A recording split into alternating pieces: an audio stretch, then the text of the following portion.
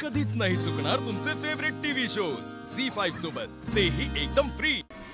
पण आपण खाली का जायचं? स्कूल मध्ये आमची टीचर आम्हाला कधी कधी क्लासरूमच्या बाहेर काढते, तसंच आपल्याला पण रूमच्या बाहेर काढतायत काय? आपण आपल्या रूम मध्ये परत कधी यायचं? अहो द्या ना उत्तर द्या।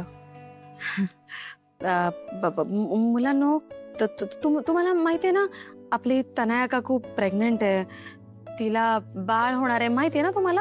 हो, आम्हाला माहिती आहे। मग आपल्या तनया काकूची झोप झाली पाहिजे, हो की नाही? जर तनया काकू झोपली तर बाळही झोपेल। बाळाची झोप होणं पण किती गरजेचं आहे, बरोबर की नाही? आणि जर का बाळ झोपलं नाही तर मग काय होईल? बाळ आजारी पडेल, त्याला त्रास होईल। चालेल तुम्हाला? आवडेल? नाही, आम्हाला नाही चालणार। मग तुम्ही केलेला आरडाओरडा त्याला ऐकू जाऊ नये म्हणून आपल्याला खाली राहायला जायचंय, कळलं? आई, पण बाळ तर कुठं झोपलेलंच असतो ना, पण बाळाला फुटत आवाज कसा ऐकू जाईल? हा,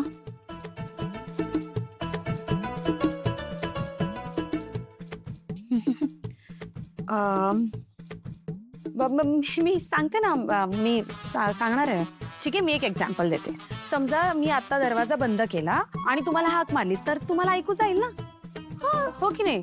तसंच समजा आपल्या घराच्या बाहेर खूप मोठ्याने लाऊडस्पीकरचा आवाज येतोय, आपण दरवाजे खिडक्या सगळं बंद केलं तरी आवाज ऐकू येतोच ना आपल्याला। हो, कधी कधी तर आपल्या कानाला त्रास पण होतो, आणि जर झोपलो असतो तर लाऊडस्पीकरच्या आवाजाने दचकून उठतो। करेक्ट। म्हणून तुम्ही जर खूप दंगा केला आणि बाळाला तो आवाज ऐकू आला तर बाळ सुद्धा दचकून उठेल की नाही? म्हणून आपल्याला खाली जायचंय। मग तुम्ही खाली गेलात, आवाज केला, मस्ती केली तर बाळाला ऐकू नाही जाणार, त्याला त्रास नाही होणार, हो की नाही? मग तुम्ही खूप मज्जा करू शकता, खूप मस्ती करू शकता, जेवढा दंगा पाहिजे तेवढा घालू शकता। आई, पण सर्वात जास्त दंगा ही चिनूच करते। ए, काय रे? तूच जास्त दंगा करतो। आई, याला बघ बरं दंगा करतो। बघ दंगा करते, बघ दंगा। थांबा, असं म्हणतात मारी, तू मोठा आहेस ना, तू समजून घेतलं पाहिजे तिला। आणि तुम्ही जर असे दोघे भांडत राहिला तर बाळ काय म्हणेल? नको रे बाबा, मला असे भांडणारे दादा ताई अजिबात नको। चालेल, तुम्हाला आवडेल? नाही, आम्हाला नाही आवडणार। नाही मानणार, बेबीसाठी काय पण करू, तू सांगशील ते करू। मग जायचं ना आपण खाली राहायला? हो, आपण जायचं खाली राहायला। जर बेबीला इकडे छान झोप लागत असेल तर मग आपण जायचं खाली। बेबी खूप क्यूट दिसत आहेत आणि सर्व त्याच्या बरोबर खेळणार। तुम्ही काय करायचं आता? तुमची सगळी खेळणी घ्यायची आणि खाली घेऊन जायचं, ओके? हो, आता ना तू चल चिनू।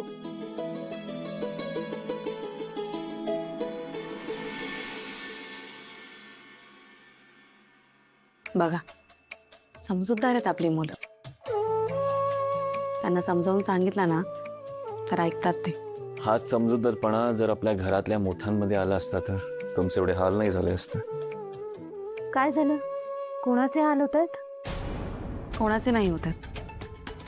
तू बॅग आणली आहेस ना, बस थोडा वेळ दे, आम्ही मोकळी करतो रूम। ठीक आहे, ठीक आहे, सावकाश होऊ दे। नाही, कोणाचे हाल होत नाहीयेत ना, ते महत्वाचं आहे। कोणाचेच हाल होत नाहीयेत असं म्हणतेस ना? आता थांब, शिफ्टिंग झाल्यानंतर कसे तुमच्या सगळ्यांचे हाल होतात ना ते पहा। ही तर सुरुवात आहे वसू, आगे आगे देखिए होता है क्या। बिचाऱ्या मुलांना वाईट वाटत असेल ना, रडत असतील ना ग ते। नाही, आम्हाला माहित नाही होतं ते, आम्ही नाही रडत आहोत। आम्ही तर उलट हॅप्पी आहोत, कारण की बाळाला खूप मोठी स्पेस मिळणार आहे ना। बाळ खूप खुश राहील आणि तो खूप मस्त पैकी झोपेल, कारण बेबी आलं तर मग आम्ही वरती खेळायला येणार ना, मग मोठी स्पेस पाहिजेच खेळायला। तुम्ही इथे राहा, आम्ही रोज येऊ इकडे खेळण्यासाठी।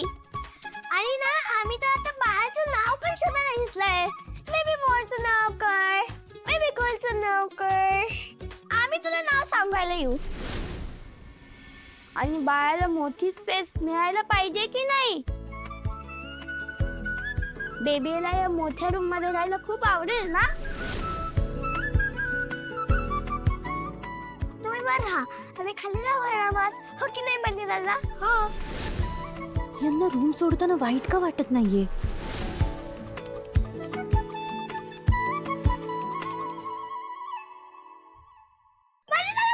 हळू हळू हळू हळू.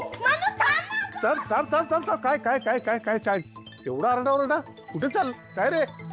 अहो काही नाही बाबा, आलो. हा सावकाश सावकाश सावकाश. आरामात आरामात. अरे पुरानो तुम्ही जात नाही रूम मध्ये, मी आलोच. अरे हळू हळू हळू हळू.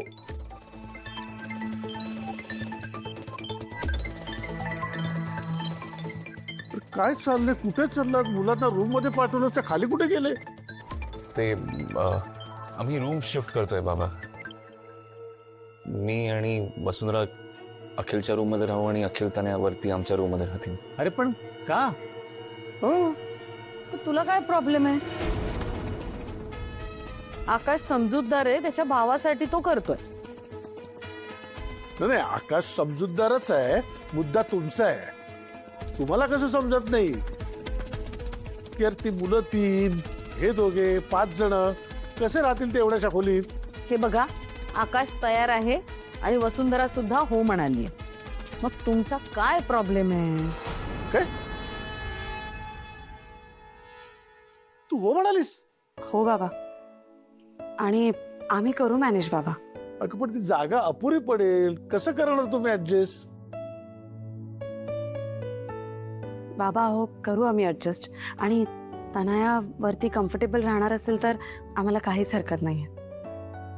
ते सगळं बरोबर आहे ग, पण कसं राहणार तुम्ही एवढ्याशा घरात? हा ते म्हणजे काही दिवस काढाल तुम्ही, पण नंतर तनया प्रेग्नेंट आहे बाबा, आणि आता आपल्या सर्वांचीच प्रायोरिटी तनया आणि तिची प्रेग्नन्सी असली पाहिजे.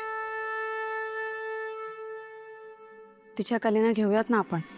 अगं पण मला असं वाटतं बाबा नका काळजी करू, खरंच आम्ही करतो मॅनेज. चला.